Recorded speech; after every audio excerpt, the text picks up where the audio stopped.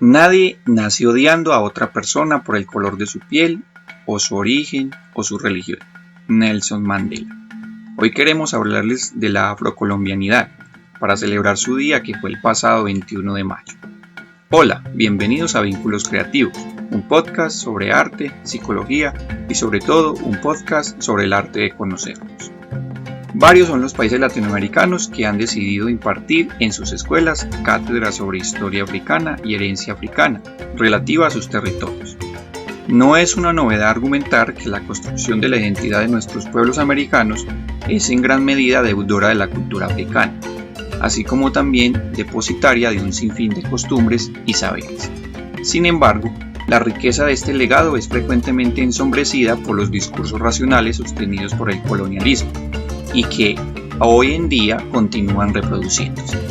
Es así como a lo largo de la historia hemos sido testigos de cómo el ser africano ha sido reducido al color de la piel, racializado y estereotipado. Se le quitó su nombre, su historia, su cultura, su dignidad, el derecho a ser persona y se le redujo a negro. Entonces la afrocolombianidad es el conjunto de valores culturales, colectivos, materiales, espirituales y políticos aportados por los ancestros africanos, que junto a los valores de las culturas indígenas, hispanas y europeas han moldeado la humanidad, evolución de la identidad cultural, el carácter, la inteligencia y el sentimiento del ser, y la nacionalidad colombiana. En ese sentido, el afrocolombiano o afrocolombiana serían un hombre y una mujer insertos en la historia de Colombia, como coautores de la República, que creen en su particular cosmovisión, saberes y valores ancestrales. Es parte de su geografía, construyendo socialmente sus espacios de acuerdo a las características regionales con sus historias diferenciadas y múltiples expresiones culturales. La identidad afrocolombiana, por tanto, es la resignificación y redignificación tanto de los ancestros como de sus descendientes en el presente. No es simple un recuento en el pasado, sino un reto ante el futuro de la nación. Reflexionemos y desaprendamos conceptos y costumbres. Por otro lado, pocos temas son tan vedados como hablar sobre raza y racismo en Latinoamérica.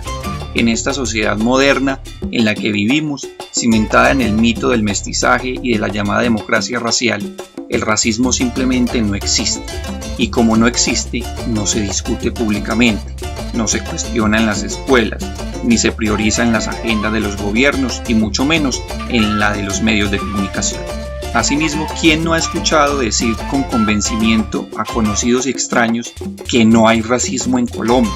Afirman porque la sangre indígena se mezcló con la blanca y con la africana, pero a la hora de hacer un diagnóstico sobre la identidad individual es más fácil y conveniente identificarse con el legado europeo.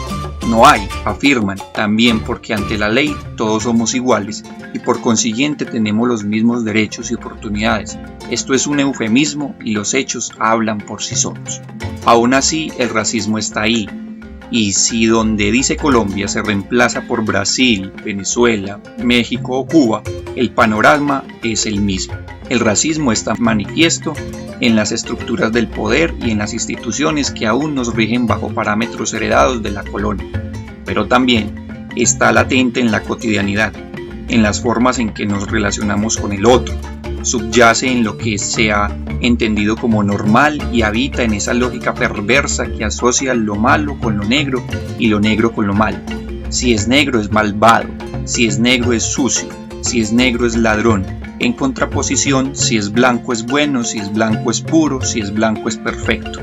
Pocos lo cuestionan, nadie lo desdice, porque hemos preferido la negación, el todos somos iguales y el color aquí no importa. ¿Por qué el mestizaje es un mito denigrante? Porque durante la colonia, los hijos y las hijas más que todo de los españoles e indias recibían el nombre de mestizos y mestizas. Con el paso del tiempo, esas palabras pasaron a describir otras mezclas raciales, como la mulata, y fusiones entre diversas herencias culturales. Así se convirtió en un mito poco cuestionado sobre el origen de la nación, inclusive si sus divulgadores persisten en el anacronismo de creer que a la raza colombiana la embellece el blanqueamiento y la mejora la racionalidad de los europeos que dizque no abunda entre negros e indios. De ahí la fe en que el mestizaje le quita aristocracia a la democracia y la cultura, reduce las diferencias regionales, profundiza la unidad nacional, prueba que los blancos han sido magnánimos con los demás, moderniza los pueblos al darles legitimidad a las parejas interraciales y rompe con la demarcación de los legados culturales, facilitando de ese modo su distribución y su consumo. No obstante las bondades que se les atribuyen a las mezclas, su práctica no ha sido antídoto contra la discriminación, una de cuyas formas más perversas ha sido la exclusión territorial. De por sí, la gente mestiza y la negra no accedía a la titulación que otorgaba el Estado español. Era necesario acreditar la pureza de la sangre o a la membresía en un pueblo de los indios, pese a que la primera restricción podía obviarse comprándole al mismo Estado un documento que certificara esa pureza. El malabarismo ponía en calzas prietas a los mestizos y era inaccesible para los negros. Por su parte, para ser aceptados en los estratos superiores, mestizos y mulatos terminaban renegando de su ascendencia india o negra. Durante el periodo republicano, ambos se resignaron a que la historia excluyera los aportes de sus antepasados a la formación del país, a que llamaran atrasados a sus sistemas de producción, a que descalificaran a sus médicos en calidad de teguas, a que su estética no fuera considerada artística, sino artesanal, a que definieran sus sistemas de pensamiento como prefilosóficos, a sus expresiones religiosas como supersticiones y brujerías, y a sus idiomas como dialectos. Su habla acarreaba represión física y exclusión laboral, conforme lo experimentaban en San Andrés, Providencia y Santa Catalina los hablantes de creole, cuando a principios del siglo XX comenzaron a ser evangelizados por unos misioneros que al mismo tiempo proponían civilizar a los indígenas trasladando paisas al Valle del Siburoy. Entonces los invitamos a que reflexionemos sobre nuestras costumbres denigrantes y sobre nuestros conceptos arcaicos, que no generan otra cosa que una nueva forma de discriminación. Desaprendamos y formemos un nuevo presente y futuro multicultural. Para finalizar, recuerden que la afrocolombianidad no depende del color bonito de la piel que tiene la diversidad humana de Colombia, ni del lugar donde le haya tocado nacer a cada colombiano o colombiana.